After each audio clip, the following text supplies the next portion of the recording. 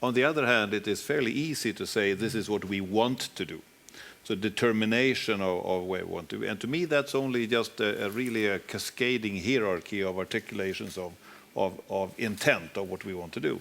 And if you have a real long vision, and then you have a strategy, and you come into the execution year by year or even month by month, to me that falls in the same of knowing where you're heading and taking small steps in that direction.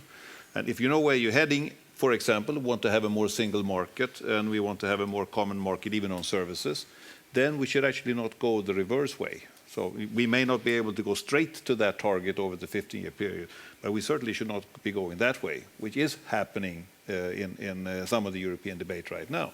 So we should take perhaps small steps, but always at least in the same direction. To me, those are really cascading hierarchical articulations of different targets. Thank you. Mario, you wanted to come in? I entirely agree with Leif. I would add a further argument. We are discussing here EU policies. If we think of it, there is an implicit division of roles in Europe whereby member states have decided to confer on the European Union level the task of being more long-term oriented. It is because of this that Europe, the EU more than member states, initially cared about environmental issues. It is because of this, look at the Maastricht Treaty and the Stability Pact, that member states have delegated to Europe taking care of the interests of future generations by controlling public debt. So Europe has to be future-friendly and future-aware, and therefore 2025 is not a remote date. I think Europe, even more than member states, has the obligation to think in these terms. And as I understand it, Gerard, the quick wins are a way both of identifying things you can do now, you're not just looking at them, but also perhaps of tweaking, if you like, the vision as you go along, of saying, okay, these things have happened, that changes the vision in one direction or another, and so you can monitor progress and keep identifying next steps. Is that right? Yes, but let me add, before I react to that point, I think that's important in explaining the reason why we decided to develop a vision. As we say many times, Europeans today take the benefits of the EU and the single market too much for granted. And we have to get the European debate back to the citizens of Europe in a positive way. And that's why we try to develop a vision, what is it? A desirable future state that is reachable, not just from a perspective of business, but very much from the perspective of each and every European citizen. There is something to aspire to for every European in acting together with politics, with industry, in achieving that vision. And I think that's a very important starting point, because we need to get back a positive feeling about Europe for each and every European citizen, where now very much there is, on a national level, maybe a positive feeling about your nation, and all the bad things come from Brussels. And that's something we need to turn around. And in order to facilitate us to progress on that road, yes, we have identified a few quick wins.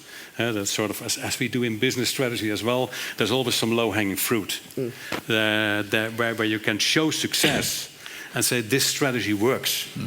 And you can show it to the people for which it's most relevant. Thank you. Minister, it's going to be hard enough to agree an EU 2020 strategy. I'm sure intense negotiations at the February 11th informal summit and then again at the March European Council. Do you think one could convince governments in Europe to take an even longer term? Or is that over-ambitious in an EU context? Well, for us, the 2020 target is already very ambitious. Exactly. We have to face it because is the logical extension of the Lisbon strategy. We don't think that Lisbon strategy was a complete failure. It's true that the targets have not been achieved completely, but it's also true that in some sense Europe has started to move in that direction. I think the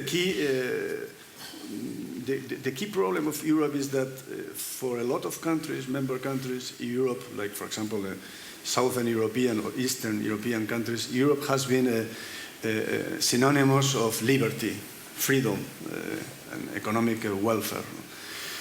which is true because we were under different dictatorships in the 20th century. But looking at the 21st century, Europe has to be synonymous of leadership, and that's why we have to work very hard, because we can be leaders in climate change, in fighting the climate change, in renewable energy, of course in the digital market. We can be leaders in the electrical vehicle industry, in value-added digital content industry. We can do a lot of things to improve or maintain the leadership of Europe.